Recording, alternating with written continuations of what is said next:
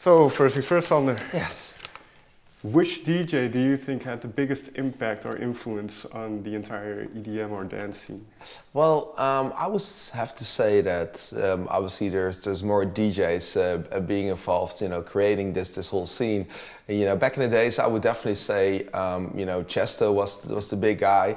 He was the guy, with the first time doing an actual concert, as a DJ, and also, doing the Olympics. But right now, years ahead, I would definitely say, and perhaps even, Armin van Buuren has even more influence because, he managed to create this whole, community-based fan base with his radio show and with his consistency of helping other people. And to be honest, this whole industry is about, pushing artists and helping artists. And I would say definitely Armin van Buuren would be, the big guy with that. And you mentioned the radio show and kind of pushing new artists. So how important is it for any DJ to not just focus on himself, but to look at the community around him? Oh, it is really important. We're all doing this together, and the young kids they definitely need to know a few tricks, how to work in this industry. And it's a great thing. What I always loved about this industry is that everybody becomes friends, and there's no hard feelings, and it's whenever you come across each other at a festival, you hook up, have a drink, and also the young kids they need somebody to guide them a little bit. And for an artist, it's important to have the young kids, supporting you as well. Mm-hmm. And so I always look for producers that are kind of in the same bracket. I love to play music from, and I help them out as much as possible. So with that in mind, which DJ or producer had the biggest influence on your career? Well, the funny thing is that the biggest people that had influence on my career weren't actually DJs, but more like rock bands like Sigur Rós and Radiohead. But DJ-wise, I always loved listening to stuff from, for instance, like Eric Prydz. Eric Prydz also opened the eyes for me. That is great to have like different alter egos. Because with Cyrus D, he was doing more techie stuff. He had the Pride sound, which was a little bit more deeper, and obviously his Eric Prydz sound, which was more mainstream. And I felt as well, I needed to have a few alter egos in order to produce different kind of music. So for me, that was a big influence, absolutely. We're going to talk about your alter egos in a minute. Yeah. First, a couple other questions.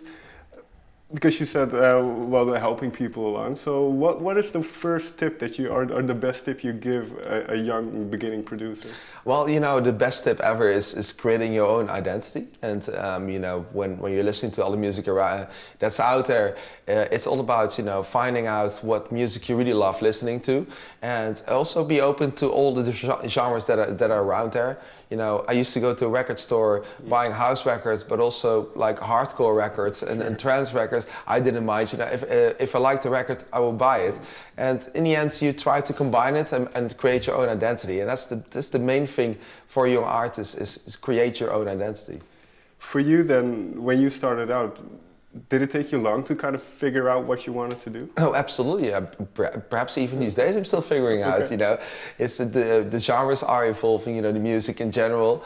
And there's always new music from different genres, I pick up on and I like to listen to as well. So, I try to implement it into my own sound wherever I'm in the studio or on the decks. So, it's all about developing yourself and recreating yourself. So it's an ongoing process. In that sense then, because since you started out to where we are now, the game has changed, so to say. There's new technology and there's also much more popularity in terms of where DJ and dance music is. Absolutely. So how have you experienced that transition from where it started out to?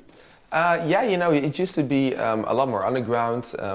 You could see that in the clubs you were playing. It was really dark, and I was still playing with vinyl, and it was a really intimate kind of crowd. It was like a dark kind of setting, and it was pretty crazy, back in the days. And then the music industry evolved. We all evolved with it, and it because that also became more commercial with that. So bigger clubs popped up, and the last couple of years I really found that also with that came the whole bottle service concept, and Sometimes I feel like it takes away a little bit from what we love to do, and that's creating music and playing out the music you love. So for me personally, I'm finding out more and more that I'm going back to my roots, producing music, and that's also why I kind of revived the whole Purple Haze thing, because for me it's not about playing as much gigs as possible. It's about playing those playing those gigs that really stand out for me, where I can reach my fans. So that's a big difference in my mindset over the last couple of years. And you mentioned Purple Haze, and earlier you mentioned your alter egos. And I have to ask, and I'm sure you've been asked this many times, but when you started this alter ego, how much was Prince involved in this?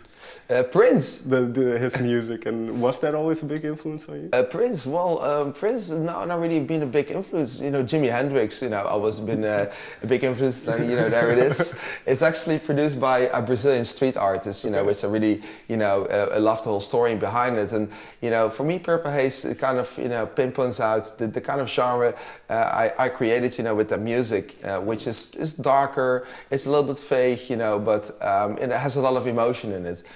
So, for me, the name felt perfect. And you mentioned earlier bands like Sigur Rós and Radiohead. So, and they have quite dark and atmospheric music as well. So is that what you've gravitated towards with this project? Oh, absolutely. I just went to a concert in Holland of Sigur Rós, and had a phenomenal time. And the one thing I noticed is that I've never been to a concert before where people were just standing still and just like looking at the bands, like listening to the music, and absorbing the whole emotion behind it. And that felt really good for me, because all those people were there, for just one reason. It's the music. Everybody has their own story, and they all came together for that concert, and that felt really good. And I would say Purple Haze is really connected to the sound as well. And when you kind of revisited Purple Haze, maybe, I don't know how long ago it was, maybe a year or two ago? Yeah, it's about a year and a half ago. Okay. Yeah. When you revisited it, did you have in mind what kind of music you wanted to get out? What kind of story you wanted to tell? Well, I already produced Purple Haze tracks about 10 to 12 years ago. And, for me, it felt like I needed to produce that kind of music, because sometimes, you're in a different mindset, and it just needs to come out. Sure. And a year and a half ago, I produced this track. First of all, it's just being a Sander van Doorn track. And then, my manager, which is also my wife, she told me, that actually sounds a lot like, your Purple Haze sound from back in the days. And I was like, yeah, it kind of does, doesn't it?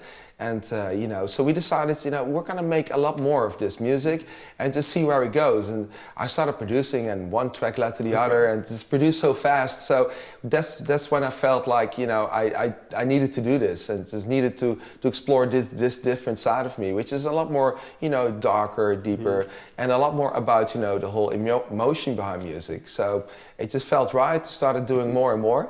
And at one point we had so many tracks, actually a whole album came out of it. Yeah.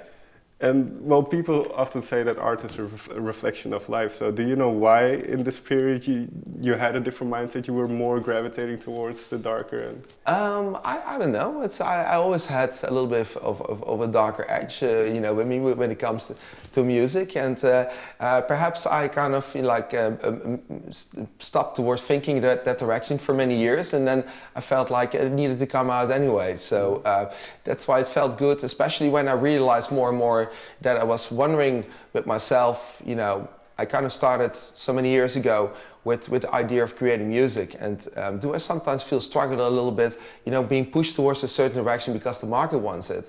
And I really, asked myself the question, do I want to do that? Right. And the answer was no, I don't. So, I much rather, do the venues I play in front of fans, and much rather be in a studio producing a track that's 10 minutes long, because I feel like it needs to be 10 minutes long, right, instead of producing a track it needs to be 3.5 minutes or 3 minutes, because else it wouldn't be added to a certain playlist. Sure. I don't care about that. For me it's more about, what's behind the music.